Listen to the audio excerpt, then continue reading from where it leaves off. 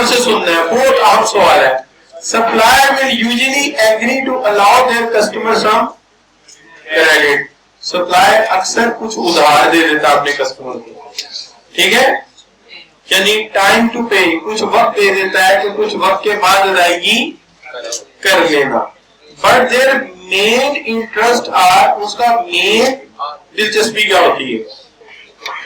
शाबाश, एक तो दिलचस्पी होती है customer will pay their in timely manner, और दूसरी बात है customer will continue to buy from them, वो उनसे खरीदता रहे, ठीक है, खरीदता रहे। क्या हाल है? Customer will issue the bond and debentures. कैसे डिबेंचर? कस्टमर डिबेंचर इशू करते हैं, डिबेंचर तो कंपनी इशू करती है यार। क्या हाल है? कस्टमर तो इशू कर देता है। क्या हाल है? तो आंसर है ए एंड बी। अच्छा बच्चों, अब क्या बात कर रहे थे हम? 12 financial institution lend the loan to a firm if insure. Bank वगैरह कर्जा दे देगा। कब कर्जा दे देगा जी? सीधी बात है, जब उनको ये इंश्योर होगा कि इन्होंने कर्जा इसलिए लिया है कि ये ग्रो करेंगे, ठीक है, और ऑन टाइम पे अमाउंट और इंटरेस्ट दोनों दे देंगे हमारे, ठीक है जी। अगर खाली उनको बोला it will pay the interest even in hard time, ये तो कोई बात नहीं। हार्ड टाइम वाला तो कर्जा देगा, अगर उसे पहले बता दें इनकी फिजिबिलिटी गलत है, इनमें मुश्किल वक्त आने वाला है, जिसमें मुश्किल वक्त आने वाला उसको कोई कर्जा देता नहीं देता। It will further get the loan from bank. आप कह सकते हैं कि फर्दर लोन ले, लेकिन पहले तो इस लोन की बात करें ना, जो लोन अभी दे रहे हैं। तो अभी वाला लोन क्यों दे रहे हैं? जब आपको यकीन है कि कारोबार चलेगा, ये कल को रन करेगा और इनमें से हमें पैसे वापस देगा, ठीक है जी। Bank rate improve state bank करता है, इसलिए इसका ताल्लुक इसके साथ जोड़े ही ना, यानी शरह सूद तो स्टेट बैंक नहीं साइड करनी। अच्छा बच्चों, government of free market economies recognise the advantages of allowing business to be set up because businesses not only serve customers, they also क्या करते हैं जी? रिड्यूस अनएम्प्लॉयमेंट, बेरोजगारी को खत्म करते हैं, जॉब अपॉर्चुनिटीज क्रिएट करते हैं, इकोनॉमिक ग्रोथ का बाइस बनते हैं, मियारे जिंदगी बेहतर बनाते हैं, गुर्बत को खत्म करते हैं जी। ऑप्शन ठीक होगा बच्चों, गुर्बत को कम करते हैं। 14 Government can consider a major stakeholder in a business that benefit from the overall dash that companies contribute by paying taxes। जी बच्चों, GDP हमेशा इसका अंदाजा किससे किया जाता है? Gross domestic products. क्लियर बच्चों? अच्छा जी, अब आगे बच्चों 15 Supplier will usually agree to allow their customers some credit, but their main interest are शाबाश, a customer will pay the interest in timely manner, ठीक है, अपने कारोबार को जारी रखेगा, और customer will issue the bonds, ये नहीं होगा, बॉन्ड्स इशू नहीं करता, लिहाजा ऑप्शन ए और बी बनेगा, ठीक है। एक और बढ़ा दे यार। This organization involves business to business buying, and they purchase goods and services from their suppliers।